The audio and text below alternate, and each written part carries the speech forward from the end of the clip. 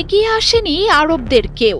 তারা চুপ করে থাকলেও শেষ পর্যন্ত ফিলিস্তিনের জন্য প্রতিবাদে গর্জন করে উঠল ইয়েমেনের প্রতিরোধ গোষ্ঠীর মিসাইল।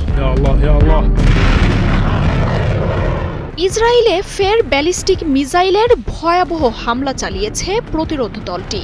গাজায় হামলার জবাবে নেতানিয়াহুর দেশটিকে ধ্বংস করার লক্ষ্যে চালানো এই হামলায় সাইরেনের শব্দে কেঁপে ওঠে গোটা ইসরায়েল। ইসরায়েলি বাহিনীর বিমান ঘাঁটিতে হামলার পর বেন গুরিয়ন আন্তর্জাতিক বিমানবন্দর সহ ইসরায়েলের দক্ষিণাঞ্চলে চালানো এই হামলায় হতাহত হয়েছেন অনেকে। যদিও ইসরায়েলের সেনাবাহিনী ক্ষয়ক্ষতি নিয়ে আনুষ্ঠানিক কোনো বক্তব্য দেয়নি। ফিলিস্তিনে হামলা হলে নেতানিয়াহুর দেশটিকে যে ছাড় দেয়া হবে না, কয়েকদিন ক্রমাগত সেই হুঁশিয়ারি দিয়ে আসছিলেন ইয়েমেনের ইসলামী প্রতিরোধ যোদ্ধারা। ইসরায়েলের এই শত্রুকে দমনে তাই ইয়েমেনে আক্রমণ শুরু করেছেন ট্রাম্প। প্রতিরোধ গোষ্ঠীটির বিরুদ্ধে লোহিত সাগরে পাঠানো হয়েছে এয়ারক্রাফট ক্যারিয়ার আর যুদ্ধ জাহাজের বহর।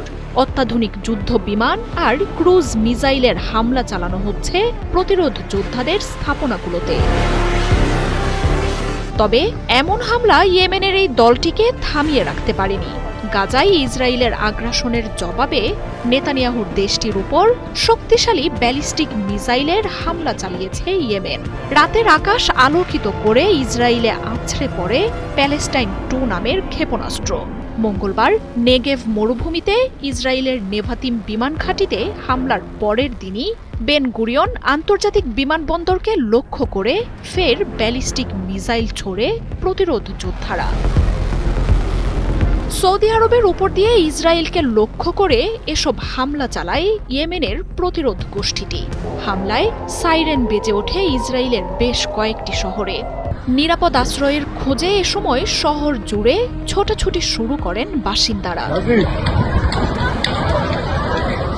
তবে হামলার ঘটনায় ক্ষয়ক্ষতির সব তথ্য কঠোরভাবে নিয়ন্ত্রণ করেছে নেতানিয়াহুর সরকার। ইয়েমেনের প্রতিরোধ গোষ্ঠীটি জানিয়েছে ফিলিস্তিনের পক্ষে তাদের এই আক্রমণ চলবে, এমনকি সামনের দিনগুলোতে হামলার মাত্রা আরও বাড়ানোর হুঁশিয়ারিও দিয়েছেন তারা।